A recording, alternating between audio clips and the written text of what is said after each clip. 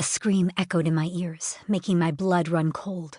The noise originated from about 2 miles away, where my pack lived, deep within the mountainous woods outside of Chattanooga, Tennessee. I stilled. That was odd. The trickling of the murky Tennessee River in front of me filtered back into my awareness. Maybe some kids were playing, or Dad was doing training rituals with the younger shifters. But that would surprise me, because tonight was the new moon. Normally, we took it easy this day of the month, when our kind was at our weakest. But maybe that was the point. I hoped no one had gotten hurt. Brushing the concern away, I leaned over the muddy edge of the riverbank and dipped my fingers into the cool water. The heavy storm from a few days ago had made the liquid more cloudy than normal, but I could still see my reflection. My long silver hair, which signified my future as Alpha, lifted in the breeze, and the olive tint to my skin contrasted with my light silver-purple eyes. The noon sun warmed the back of my neck, and the tension melted from my body. "Attack!" The faint, desperate command resonated from the distance. "Kill as many as you can!" My body froze. This was no exercise. We didn't shout frantically even when we wanted to during training. Revealing worry sounded weak. As silver wolves and protectors, we had to convey confidence at all times. I spun on my heel and ran toward the neighborhood. Damn it, I shouldn't have snuck out and hiked the 2 miles away from home. But this was the one day of the month that I could be alone for a few hours. The one day I had a reprieve from learning about my future responsibilities, which I'd inherit from my father. "What's going on?" I linked with my pack, but there was radio silence, as though I'd been cut off from communicating with them. That had never happened before. I probed my mind again for the link, while panic clawed in my throat. The only solace I had was that my chest was still warm from my pack bonds.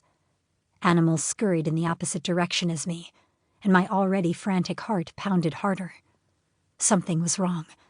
The silver wolves acclimated into the world, but we kept our location, and the type of wolf we were hidden from everyone, including other members of the wolf race. The only time we allowed someone from outside into our pack was when one of our own found their fated mate. To keep our pack secret, the fated mate always became one of us. It was our pack law, and a way to ensure that the silver wolf race remained hidden. So, being attacked shouldn't have been possible. Gunshots fired, and I drew magic from my wolf, increasing my speed with the animal inside. I needed to get back to my pack as fast as possible, but I couldn't risk shifting. In animal form, we revealed the kind of wolves we were to our attackers, our silver fur unmistakable. I couldn't take the risk of alerting them to our existence, in case they thought we were another regular wolf pack. The attackers could be from a pack led by an overzealous alpha who wanted to form a larger pack by strong-arming us into submitting to him. Dad had told me repeatedly that something like this could happen. It was a possibility, but I couldn't be sure until I reached them. Parts of my chest grew colder as members of the pack began to disappear, just like the time my grandfather passed. No, they couldn't be dying. Any other day of the month, I could run twice as fast, but with the moon hidden tonight, my magic was weakened even more so than the other pack members would be, because alpha blood was more connected to the moon. Even in wolf form, I wouldn't have been able to run faster. Not today.